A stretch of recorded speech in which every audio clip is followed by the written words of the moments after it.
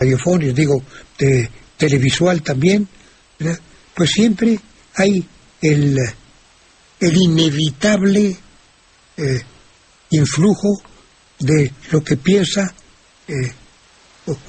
y a veces, muchas veces, no solamente, no es que no sea evitable, sino que muchas veces sí es muy voluntario. El medio puede, por ejemplo, si nosotros no fuéramos precisamente, como dice nuestro lema, ¿verdad?, comprometidos con la verdad, ¿verdad?, pues ahora también para nosotros, ¿cuál es la verdad? Así que nadie se puede librar de lo que piensa cuando está hablando de un determinado tema. Y ya si cuando, además de lo que uno piensa, se tiene un micrófono para decirlo, se tiene un periódico para divulgarlo, pues lógicamente eso es lo que se llama mediatización. La señora Nilda Torres, maestro, desde Mérida, en Yucatán, tentativamente, ¿puede ser sinónimo de prácticamente? Mire, piensa usted sencillamente, ¿cuántos son las acepciones del adjetivo tentativo? Porque las terminaciones en mente son siempre adverbios que vienen de un adjetivo. En el caso de tentativamente y prácticamente, los adjetivos son respectivamente tentativo y práctico. ¿Cuántas acepciones tiene el diccionario de tentativo? Estoy seguro que cuando menos debe tener unas 6 o 7. Aquí tiene 4 nada más. Tentativo, 4. Bueno, pues por eso. ¿Y práctico? Práctico, enseguida vemos cuántas acepciones tiene. ¿Y práctico cuántas tiene? Práctico tiene, está abriendo la página, práctico tiene por lo menos 6, van ahí 6. Ah, bueno. Déjenme bajar más, 7, 8, uy, práctico tiene 13 acepciones diferentes. Por eso mismo.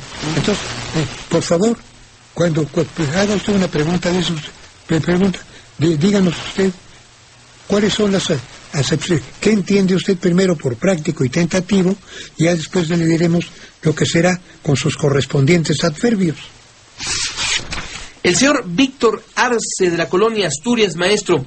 Estoy leyendo una novela y hay un párrafo que no entiendo que dice: y aquel mozalbete de corpulento rocín nos obsequió la gurrimina del aire que gozaba su hostal. A ver, pásamelo. A ver, vamos allí. Aquel mozalbete. Mozalbete significa muchacho, ¿verdad? Ahora, corpulento rocín, pues desde luego de un caballo un caballo grande, ¿verdad? Luego nos obsequió, nos regaló la gurrumina, es decir, la pequeñez, la fruslería, un vallo, una cosa muy poquito del aire que gozaba, que se disfrutaba desde luego en su hostal, o sea, en su fonda. Entonces equivale a aquel muchacho montado en un caballo bastante corpulento, nos regaló un poquito del aire que se disfrutaba en su fonda. Así de sencillo. El señor Juan David Arellano, maestro de la colonia Doctores, ¿qué significan las palabras norma y disciplina? Ahí volvemos a lo mismo, ¿verdad? ¿Cuántas acepciones tiene la palabra norma? ¿Cuántas acepciones tiene la palabra disciplina? Por consiguiente, hay que darnos el contexto para saber qué significa norma en el contexto que él me está preguntando y qué significa disciplina en el contexto en que él me está preguntando. ¿Verdad? Don Juan, perdón, don Juan David Arellano, entonces, deme un contexto en donde esté usada la palabra y entonces sabré en este caso, ¿qué es lo que significa tanto la una como la otra? El señor Roberto Pedraza, desde Toluca. Maestro, ¿qué significa Zapotitla? Bueno, desde luego, la parte sapo significa zapote, ¿verdad? Ahora, ti es un elemento copulativo en náhuatl, y tla es tlán, significa lugar y a veces río. Por consiguiente, es lugar de los zapotes. El zapote puede ser o el árbol o el fruto, ¿verdad? Por lo regular es el árbol. Uh-huh. Por consiguiente, un lugar en donde abundan los árboles que dan el zapote. Uh-huh. Ahora, también hay que ver que hay una cantidad enorme de frutos que se llaman zapotes, ¿verdad? Tenemos el zapote blanco, el zapote negro, el chico zapote, en fin, tenemos, las zapotáceas son una familia muy, muy rica. El zapote con jugo de naranja, qué rico es, por cierto. El zapote negro. Con jugo de naranja, sí. Jugo de naranja. Es muy rico. Un agua de zapote negro con jugo de naranja. Sí. El aspecto es un poquito desagradable. Sí. Y hay que lidiar con las semillas. Aún más, pero bueno. ¿Sabe cómo le decimos, con perdón de nuestro público, en mi casa? Me dicen, y digo, ¿qué hay de postre? Y me dice, caca de perro. Pues sí, a veces tiene ese aspecto. Y bueno, Zapotitla es una colonia ahí en la delegación de Tláhuac, por cierto, es la referencia que yo tengo. ¿Y habrá zapotes ahí? No creo, pero por algo le habrán puesto el nombre. El señor Francisco Escobedo, desde Tacuba, maestro, ¿qué significa la palabra antonomasia? Y da el contexto en la frase, soy feminista por antonomasia. Sí, bueno, la antonomasia es una forma de expresión que significa, digamos, por excelencia, porque ya cuando se da el nombre de una persona, se sabe, o el apodo de esa persona, se sabe que ha sido por excelencia. Por ejemplo, el Fénix de los Ingenios es Lope de Vega. Lope de Vega. Sí. No, Cervantes es el manco del canto. Eso, ahí está, ahí tienes tú un ejemplo. Ahora, si no quieres usar un giro como Fénix de los Ingenios o manco del canto, basta decir una palabra. El libertador, por excelencia, es Bolívar, ¿verdad? Entonces, eso quiere decir que ella al declararse la feminista por antonomasia, ¿verdad? Dice, sí, yo soy feminista por antonomasia, quiere decir que ella se declara un paladín, la paladina, digamos, la lideresa del feminismo, ¿verdad? Así, sí, y es como si dijéramos la feminista por antonomasia, ya entenderíamos que sería ella, ¿verdad? La señora Marta Hernández, de la colonia Pantitlán. Maestro, ¿podría recomendarme algún libro o un libro que abarque todo lo de español para un niño de primaria? Bueno, mire, en este caso, yo le recomiendo que consiga los libros de la serie del libro gratuito de la Secretaría de Educación Pública. Allí sí viene hasta graduado todo. Si el niño está en un determinado grado de estudios de primaria, búsquele usted los libros de español que están indicados para eso, y allí viene todo lo que su niño debe saber. Del español. El señor Jorge Aguirre, de la colonia Irrigación. Maestro, ¿deben decirme don Jorge Aguirre o don Aguirre? ¿Y por qué? Mire, el uso del don se debe hacer siempre con el nombre propio, con el nombre de pila, porque antepuesto al apellido, pues por costumbre se considera que es lo consideran un insulto. Da la impresión de que están disminuyendo la categoría humana de la persona a quien se le antepone el don con el apellido. Desde luego que no hay ninguna razón lógica para hacerlo, pero como es la costumbre, pues hay que aceptar que cuando alguien le dice ese don fulano, ¿verdad? Y le dice y se le dice, por ejemplo, pues vamos a suponer don Álvarez o don, no sé, cualquier otro apellido, ¿verdad? Guzmán o algo así.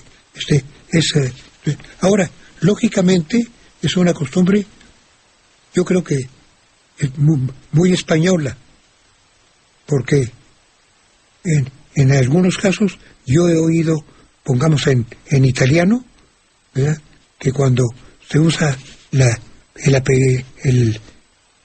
apellido, por ejemplo, femenino o algo así, no tiene nada de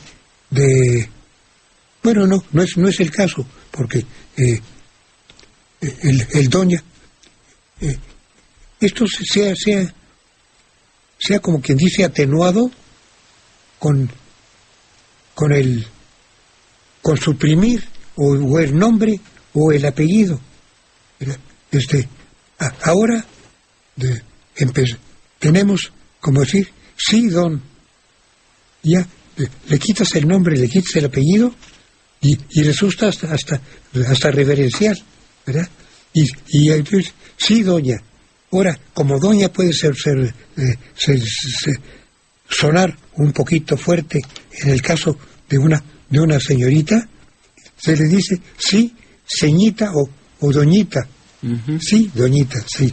Bueno, así que tenemos muchas maneras de evitar la cuestión, pero por lo regular el don antepuesto al apellido se carga de un sentido despectivo y por consiguiente hay que evitarlo para no caer en peligro de insultar a la persona. El señor Julio Algasi, maestro de Bosques de la Herradura, ¿cuál es el plural de las palabras menú, tabú y cebú? Bueno, la regla es fácil. Cuando la palabra termina en vocal acentuada, si es A, E, U, o sea, vocal fuerte, simplemente se le agrega S.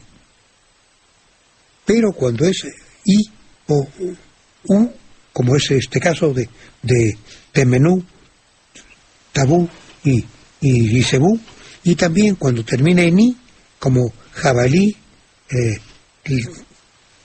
u otra palabra, ese, entonces se le tiene que agregar ES. Entonces se dice menúes, tabúes, cebúes, tapires, jabalíes, etcétera, panatíes, etcétera. El señor Alejandro Sánchez, maestro de Valle Ceilán, ¿podría recomendarme algún libro o documento que diga cuáles son las palabras con H intermedia más usadas? Bueno, aquí sí hay las gramáticas actuales antes se dividían en analogía, sintaxis, prosodia y ortografía.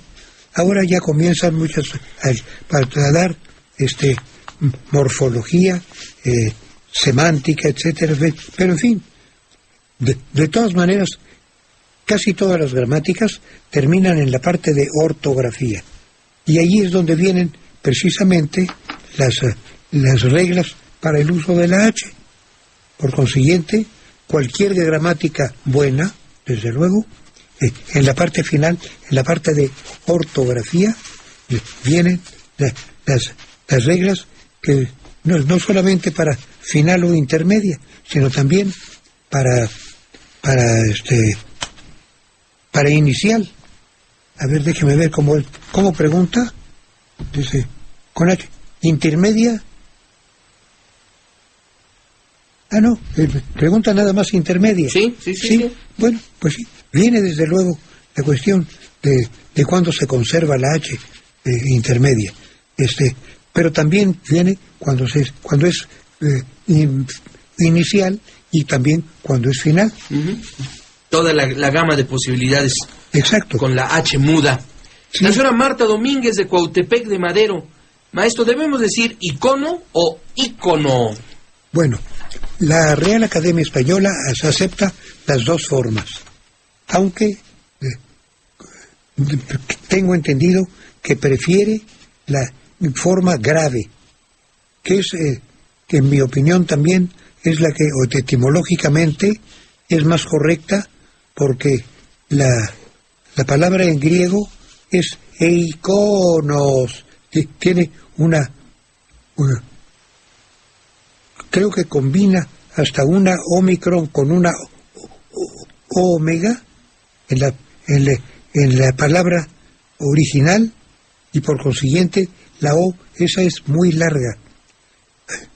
De eso se deriva que la palabra icono sea en, digamos, reglas de ortofonía, reglas de derivación, sea la más correcta.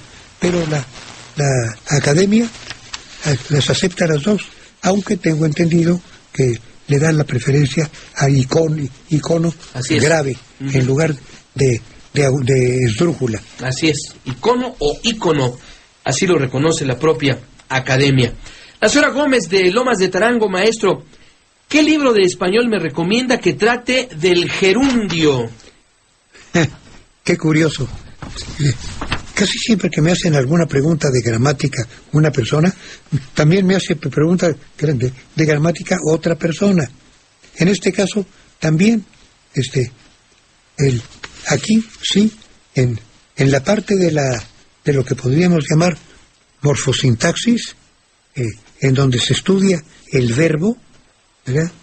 Se estudia primero en el infinitivo de los verbos, se estudia el infinitivo propiamente dicho, los dos participios y el gerundio. Y a eso se les llama verboides. Entonces, una buena gramática en la parte correspondiente al uso del verbo le da también cuál es el uso correcto del gerundio. Le voy a dar una idea general. El gerundio nunca debe usarse en forma adjetival, es decir, con un nombre, sino que debe usarse de preferencia en forma adverbial, o sea, modificando a un verbo, ¿verdad? Si usted sigue esta regla, si usted dice a qué verbo está modificando el gerundio que estoy utilizando, ¿verdad? Vea usted, si no corresponde a un verbo de antecedente, está mal usado el gerundio. ¿Algún ejemplo, maestro? Por ejemplo, un baúl conteniendo tal cosa, ¿verdad? No, es un baúl que contiene. Sin embargo, correr cantando, ¿sí? Que canta mientras corre, ¿verdad? Entonces, vaya, hay un verbo al cual se está modificando con el gerundio es correcto. Ahora, hay casos en que el gerundio está suponiendo un verbo que está omitido tácitamente, como por ejemplo cuando en un pie de grabado hay que evitar los que están en este grabado están haciendo tal cosa, ¿verdad? Y entonces sí, pues se puede decir, por ejemplo, campesinos huyendo de sus vacunadores, una cosa así. Uh-huh. El señor Héctor Mendoza de Ciudad Satélite. Maestro, ¿cómo se le dice al chile chipotle? ¿Chilpotle o chipotle? Bueno, lo más correcto es chilpotle. chilpotle, ¿verdad? Pero se puede decir chilpotle o bien chipocle, ¿verdad? Con C, chipocle. Sí, es decir, pero es preferible conservarle la L intermedia, ¿verdad? Para que no suene a otra cosa en náhuatl. Es chil y luego potle o pocle. Chil, con C o con T. La señora Estela Hernández, de la Nueva Oriental Cuapa, maestro. ¿Qué quiere decir holística? Lo leí en un libro de planeación de empresas como visión holística. Sí, holístico, holística, es un adjetivo que significa tomado en conjunto, ¿verdad? Por consiguiente, una visión holística es una visión de conjunto del problema. Eso se usa precisamente para cuando se está analizando un sistema o un procedimiento o algo así, que hay que tomarlo tomando en cuenta, precisamente hay que analizarlo, tomando en cuenta todos los factores que intervienen en ese proceso o en ese sistema, porque si no, se tiene el riesgo de omitir alguna cosa importante, ¿verdad? Y muchas veces hay una interinfluencia de los factores que precisamente al influir uno sobre otro, si no se tiene la visión holística, o sea, de conjunto, tiene uno el riesgo de que la función que resulta de no tomar en cuenta alguno de los factores resulta falsificada, porque si no se toma en cuenta todo lo que interviene en un proceso, el proceso no es completo. La señorita Olga Lilia García, maestro de la colonia Medialuna en Ecatepec. ¿Cómo se dice ver o grafitear? ¿Y de dónde viene la expresión neta y qué significa? A ver, lo que no entendí fue la primera palabra. A ver, grafitar. Sí, en ambos casos ya habla de grafito. Sí, bueno, los grafitos que cuando entraron a nuestra lengua eran los graffiti, ¿verdad? Del italiano. Son los garabatos que la gente hace en las paredes. Desde luego que esos garabatos en alguna época sí fueron muy útiles para dar mensajes indirectos, poner en la pared en forma anónima un deseo o algo así. Pero en fin, por lo regular, ahora yo, por ejemplo, cuando veo esos garabatos que ponen ahí, nunca los sé interpretar. ¿No? Francamente, no sé si pertenezcan a un lenguaje críptico, o sea, pues que se han puesto de antemano, ¿sí? Pero no dudo que en algunos casos sí lo pueden ser. De todas maneras, en mi opinión, son ganas de garrapatear las paredes. Garabatear. Bueno, yo de ahí me gusta fíjate, tú hablas de garabato. Uh-huh. Garabato es un signo más o menos curvo, sí, ¿verdad? Y también hay un garabato que es un aparato, uh-huh, que es un aparato en forma de S, de manera de que por una de las curvaturas, uno de los ganchos, se pueda enganchar con algo, y del otro gancho se engancha otra cosa. Uh-huh. Así que eso es un garabato. Sí. Y también